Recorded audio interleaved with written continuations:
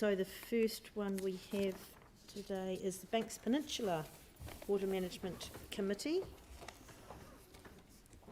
And is it Gina? Yes, it's Gina Weibel, Welcome, Deputy Gina. Chair. Thank you. So just going through, the Banks Peninsula Zone Committee are pleased to have been able to provide early input into the LTP. Our top priorities are the implementation of the Whakaora Healthy Harbour Catchment Plan, with an emphasis on erosion and sediment control, particularly roadside cuttings. Risk assessment for adaptation to climate change and community engagement, as well as funding for early adaptation work such as stormwater, drainage and roading networks, so they're more resilient to avoid slips and sediment loss during storm events, as well as new rules around new builds to collect rainwater and grey water. We've also suggested staff time be funded to advise landowners to better manage septic tanks and other on-site wastewater systems on the peninsula. Continued funding for fish barrier removal to promote mahinga kai recovery. Biodiversity funding, including a bigger picture projects for biodiversity and incorporating biodiversity in operations and maintenance. And lastly, to increase cultural competence within City Council.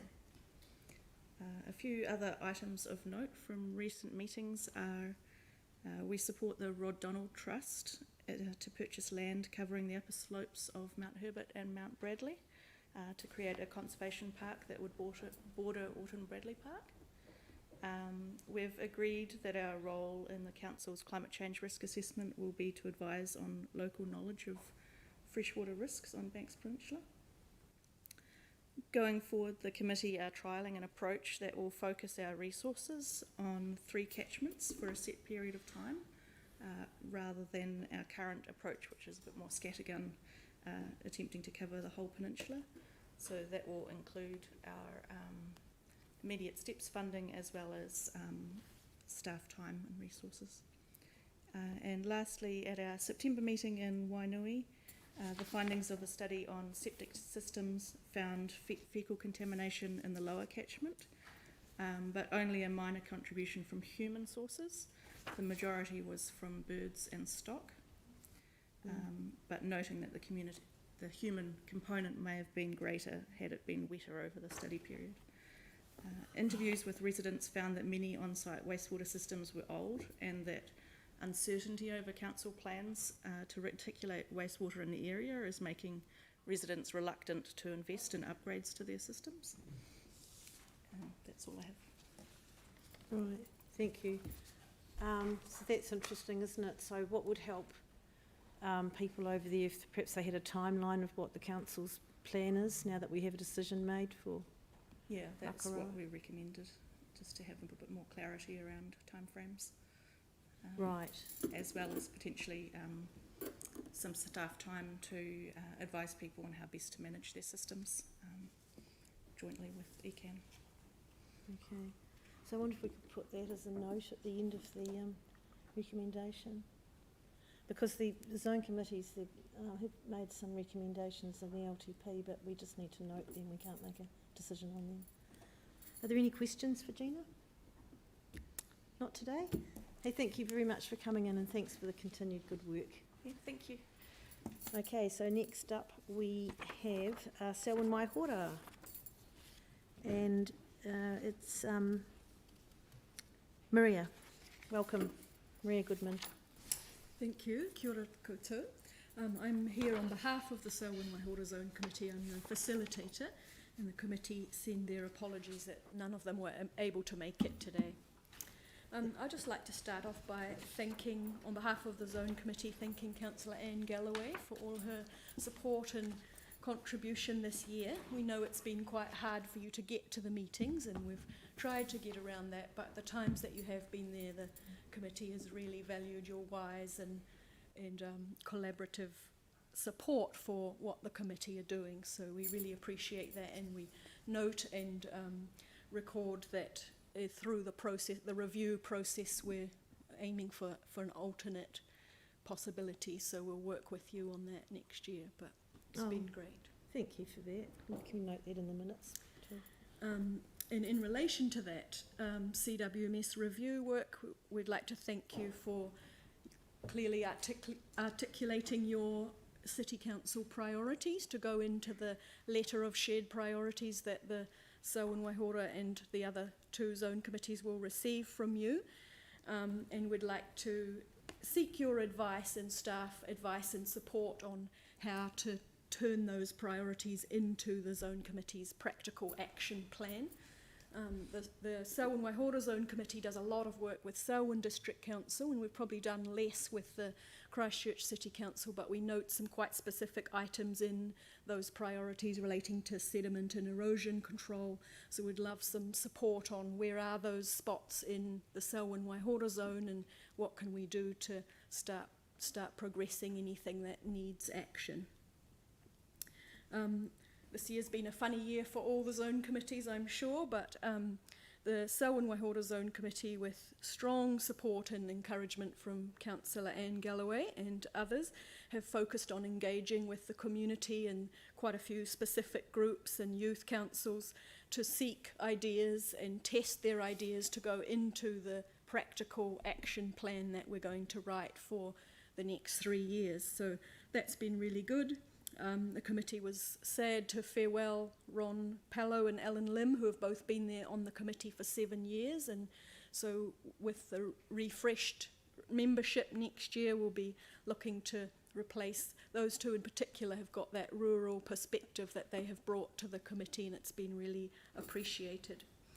The Zone Committee will have some sessions early next year on developing their action plan, but I thought it would be good to just let you know that so far their 5 priorities are: 1, a healthy Waikirikiri Selwyn River, and so that will be quite a key priority there.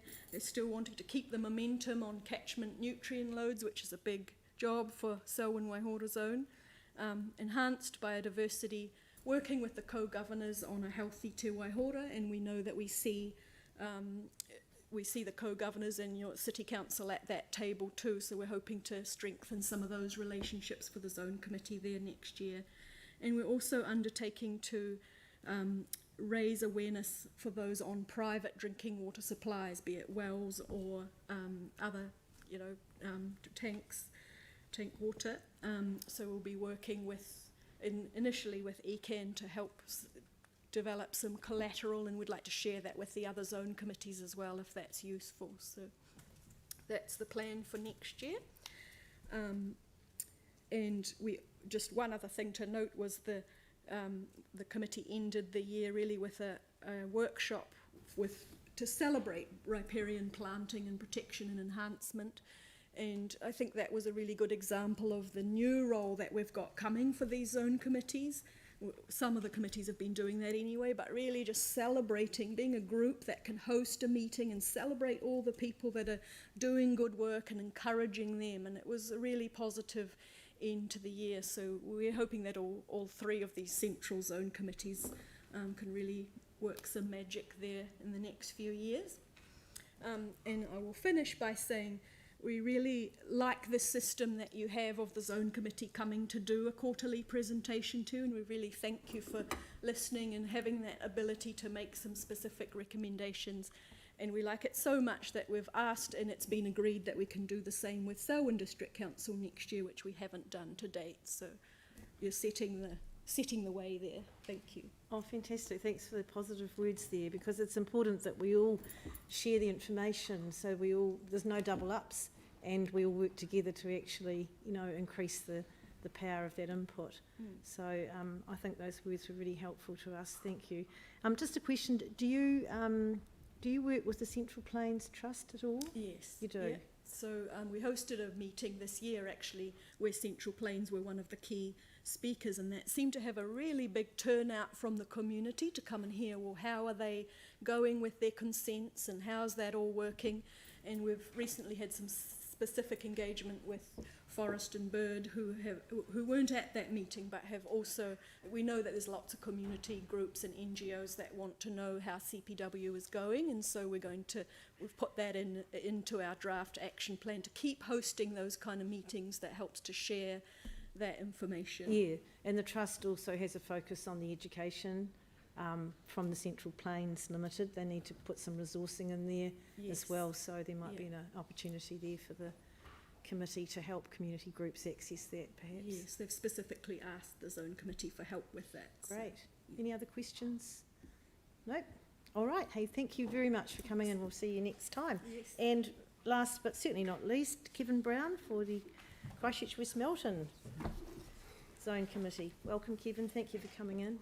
Thanks a lot. Tēnā koutou e tēnā here. Two things for a start. First of all, the Zone Committee was very sad to see the passing of Evan Smith since the last report to the Council. Evan often presented to the Zone Committee in his continuing advocacy for the Red Zone to be restored as a multi-purpose park that promotes enhanced biodiversity, restoration of Mahinga Kai, and to create an amenity for both locals and visitors. He was, you may not know, an ad hoc member of the Zone Committee Recreation Working Group, so we miss him dearly. Secondly, the Zone Committee thanks the Council for joining with ECAN to write to the ministers and the new government about urban stream contamination. The principle to have a fence at the top of the cliff rather than ambulance at the bottom of the cliff has long been an ideal of the Zone Committee, and these sort of changes that need to happen will require a national imperative to change the factors that lead to these urban stream syndromes like galvanised roofs and car brake pads and things like that. So the Zone Committee had a series of 3 workshops to put together the 3 top priority areas for suggested resourcing through the Council's long-term plan. There was a lot of discussion, as there are many areas that could benefit from more resources, of course, but a consistent theme was the quality of the urban streams and rivers in Christchurch City, and this is our first priority area. In your minutes, there's some focus areas such as sediment and erosion control, and we second that where it seems to pop up, for the Opawaho and Heathcote. Suburban, sustainable urban drainage systems for stormwater. Support for Mahinga Kai projects, particularly normally if water is fit for Mahinga Kai, then it's normally of good quality. Management of weed pests, management of remaining wetlands. Remembering that large portion of what is now Christchurch City was once wetland. And an alignment with Avon River Green Corridor and other projects, so to keep these aligned. And also we had to sneak in the perennial problem of the management of groundwater use and the conservation for the city that has the highest water use in all of New Zealand. The second priority was the preservation of and improved outcomes for dryland areas and their ecosystem. In the public eye, dryland biodiversity is the poor cousin when it's compared to wetland streams and things like that. However, the Zone Committee has been funding through immediate steps the preservation of dryland areas, and the hope is to eventually have a dryland park. For instance, on the way to McLean's Island, there are remnant kowhai trees that are greater than 100 years old and in the middle of pasture and grasslands, and we're providing some immediate steps, money to try and fence these off to try and recover them. Since 2015, we've spent just under $100,000 on dryland ecosystems in McLean's grasslands, Intake Road, and we've made an initial start on making a grasslands park by installing rabbit-proof fencing and some supplementary planting. So our third priority for resourcing in the long-term plan is really to support the first 2 by engaging with the public. Suggested focus areas could be your ongoing support for the Community Water Partnership, engagement with community groups collecting data, sharing of data, and this is a biggie, sharing of data between the City Council, ECAN, perhaps some of the consultants, and making a large database which is online. Regular education campaigns that can lead to behaviour change. The Zone Committee tries to do some of this education stuff, but 6 community members for a population of 350,000 are not good odds. We have a presence at city functions like Meet in the Middle, World Rivers Day, Mother of All Cleanups, but in many instances it feels like we're preaching to the choir. We hope to have a stormwater superhero resource available early next year, which will also help with education, but it's the people we don't reach that we really need to talk to. The Christchurch West Melton Zone Committee is different to other zone committees in rural areas where there's more of a sense of community and everybody seems to know everybody else. Christchurch is not like that, and there is a much greater problem trying to contact and keep in touch with all of these people. So the Zone Committee has had a working group for Cashmere Stream and Port Hills for all of this year. This group has been very active during the year and recently presented to the ECAN Council together with other community groups, and these presentations were very well received. A highlight for this year includes the recent completion of stage 4 of the Cashmere Stream replanting. This has been a long-term project for the Zone Committees, and the changes, if you get a chance to go down to the Cashmere Stream and have a look, it's really, you can see it's each year how you can see the different growth for each year, and it's really great. The Cashmere Stream and Port Hills Working Group has a focus on erosion and sediment control and has the following recommendations. So we have 2 recommendations here. That Christchurch West Melton Zone Committee, Christchurch City Council and Environment Canterbury work with central government funding agencies to make resources available to work with landowners and to provide support and incentives for management of sediment at source. So this is a big problem in the Pāwaho in Cashmere Stream, and it's been mentioned before. And there are a number of examples and possible opportunities that are present in your minutes.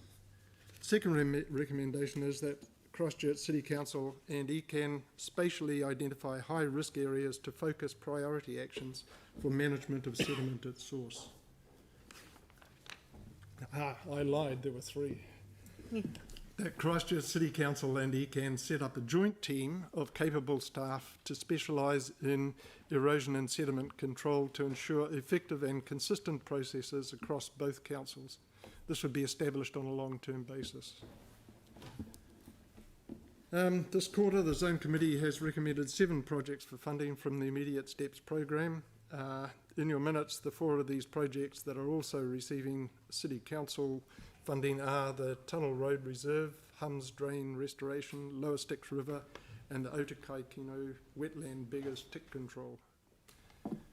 Finally, I attended a community meeting for the Water and Wildlife Habitat Trust, who were looking to develop a collaborative partnership between the owners and various agencies to protect the unique biodiversity at Otakaikino.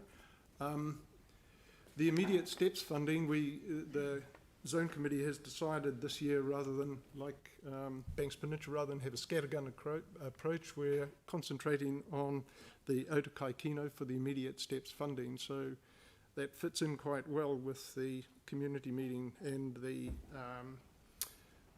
the proposal from the Water and Wildlife Habitat Trust. So, and that's about it. Thank you, Kevin. So is that meeting the one that Arthur Yeah, Epcot with the that's side it, yeah. attended that as well? So Yeah. has anything happened since that meeting? There was good attendance. No, not really. They haven't reconvened or, No, yeah. no. It's it'll be interesting to see where it goes. Yeah, got to keep these things moving. Perhaps we need to We do. look at that. So is he working with you on that, the West Melton Zone Committee? Not really. No, he's mainly working with the landowners. Right. We do have some Immediate Steps funding went into that area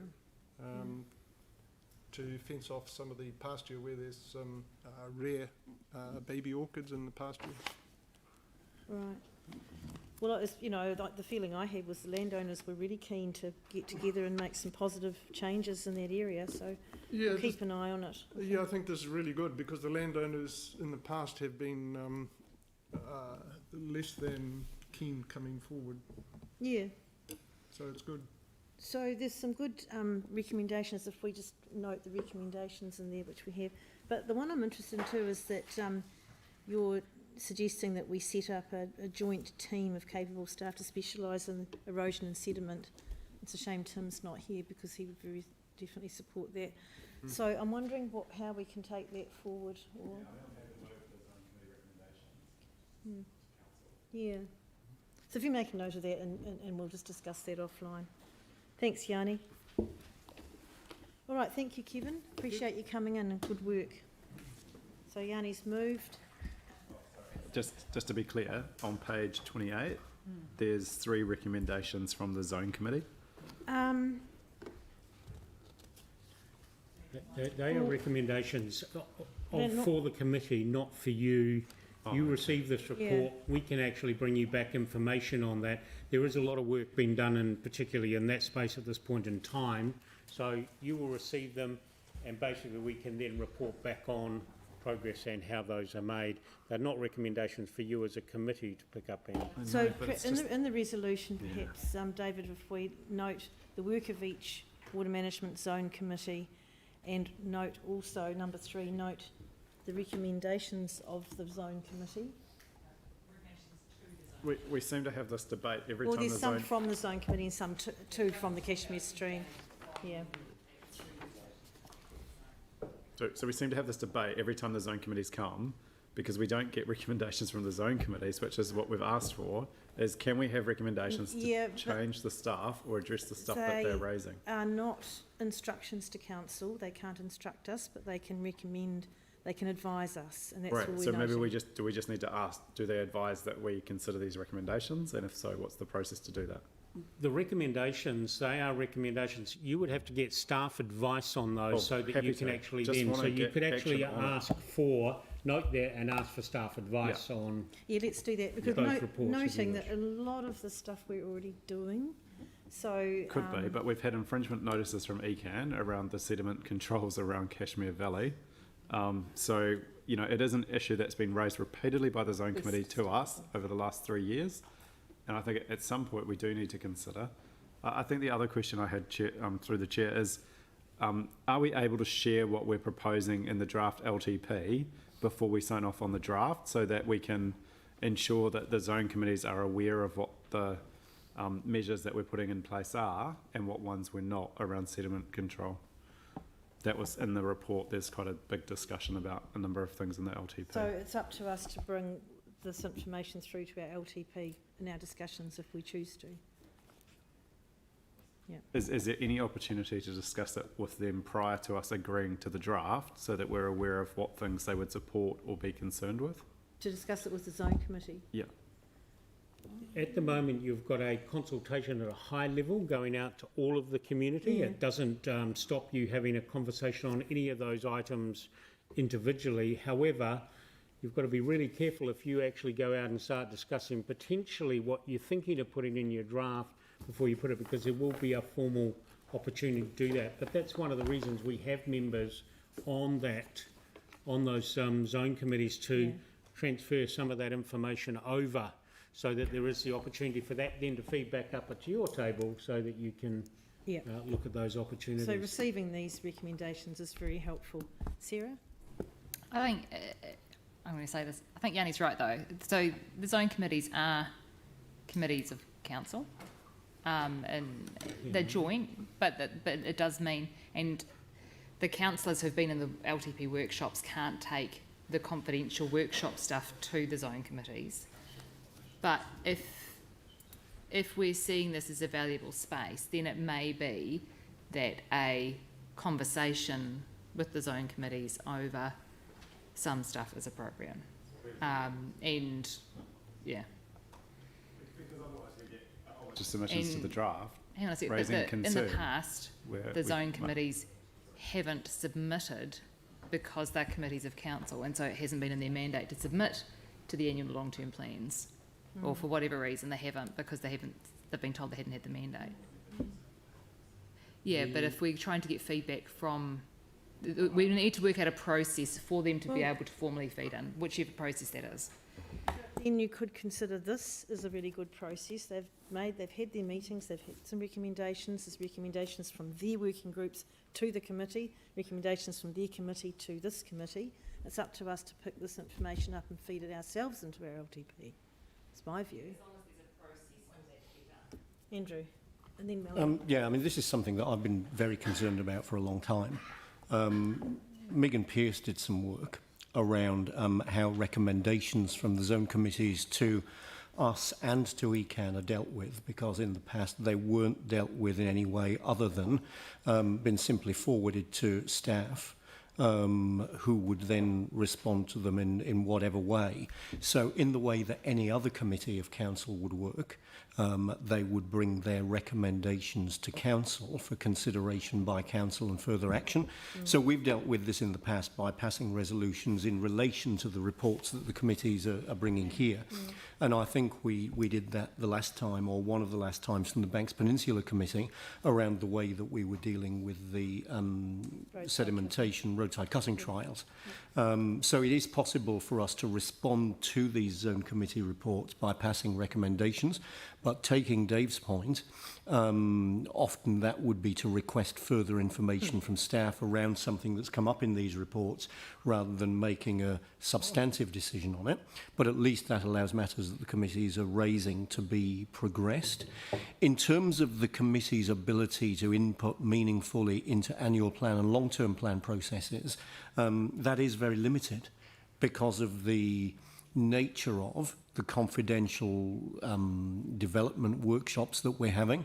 A lot of those things are conversations in train that councillors can't report back to the zone committees in a meaningful way, and the zone committees are not allowed or able to submit as submitters on the annual plan or long-term plan, because technically they're committees of council.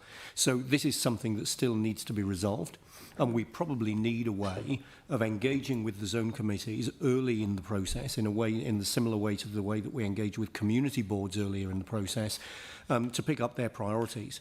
In the same way that the community boards have their community board plan, the zone committees have their priority actions and strategic priorities. It may be that in future processes we need to build that in as an early stage in the process, so that they're dealt with respectfully as committees of council. So we could actually adopt the similar sort of community board model with the zone committees. We could. We've, and I don't know whether Diane, you want to make a comment, but you've just reviewed the kind of committee constitutions and made some changes to them. It was at the last meeting, was it the meeting before? Yeah, it wasn't that long ago. Yeah, so as Miriam mentioned, there is a zone committee review process, and as the Deputy Mayor mentioned, the current terms of reference specifically make it clear that zone committees cannot Instruct. make submissions on LTPs or resource consents, I believe, as well. I don't recall that that will have changed in the proposed revised terms of reference. But that being said, in addition to the quarterly updates that the zone committees give you, where it's either the facilitator or the chair or one of the other members of each of the zone committees, you are getting minutes from zone committee meetings, and where there are recommendations that the zone committees have, those are in the minutes, and those are presented to this committee here, the Three Waters Committee. Okay. Well, look, I'm happy just to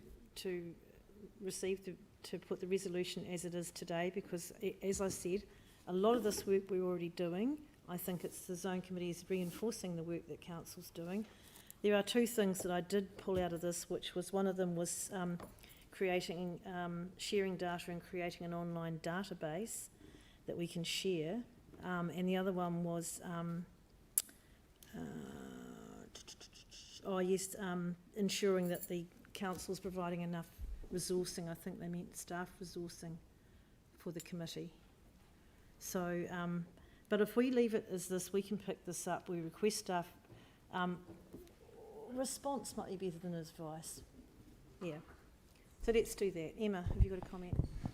Yeah, so we do have Melanie, a principal advisor to each zone committee, and they are really actively involved, and certainly from the natural environment team and from my team, we are working closely across with ECAN and the zone committees on things like the cut slope erosion trial. Marion, Schoenfield and myself went and briefed the Banks Peninsula Zone Committee on our climate change strategy. So there's good engagement But, you know, it's always more that can be done. Mm-hmm. Mel? I was just wondering if we could, I was going to say about request staff advice to be considered during our LTP discussions, or whatever it is you want to call it, because it's quite useful to have specific things to think about when we're looking at our LTP in this process that we're in. Okay, how about in request staff response? So then we know what is being done, what isn't being done exactly. Yeah. Yeah, And yeah. So we actually spend time looking at it. So we could make, there was advice from memory, advice provided from each of the zone committees into our LTP. So, I mean, we could just pull that together and be easy. present that and provide some staff commentary on that. With regard to our LTP provisions, where appropriate, if and where appropriate.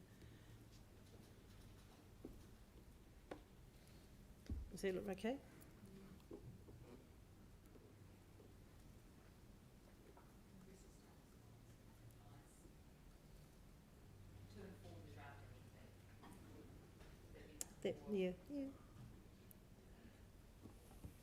Yeah, and then full stop after LTP. Thank you, Sarah, that's good.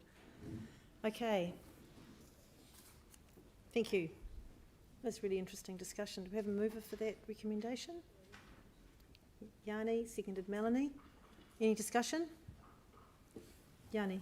Yeah, I mean, I think it's important that we just acknowledge the work of the zone committees during the year and just say thank you to all the work that they've done. It's quite cool to see in those reports the number of things that they're working on. And I was a bit concerned that the Ote Kikino was getting the focus, but I get it. We've got good water quality. It's really important to keep that. Yeah. And I look forward to next year where hopefully we can get a focus on some of the areas that have really bad water quality and look at what we can do to improve it, which I think we've got another item on the agenda. But really just to acknowledge all the work that the zone committees have done out the year and just to say thank you, really. Thanks. Thanks, Yanni, and I'd like to reiterate that as well. It's a huge amount of time and energy. I think one of the big changes with the format was one month would be a zone committee meeting, the next month as a workshop, but there's also other meetings in between, and I think the focus is really, really broadened out considerably on the community partnership and collaboration and empowering community groups who are doing incredible work. So I think it's just really becoming bigger and better every year, the zone committee work, from what I can see, and I think it's a really valuable thing that you're all doing. So on that note, I'll put the resolution.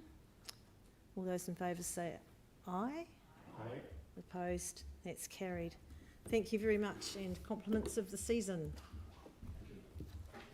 That brings us to item 8, is the Biodiversity Fund applications.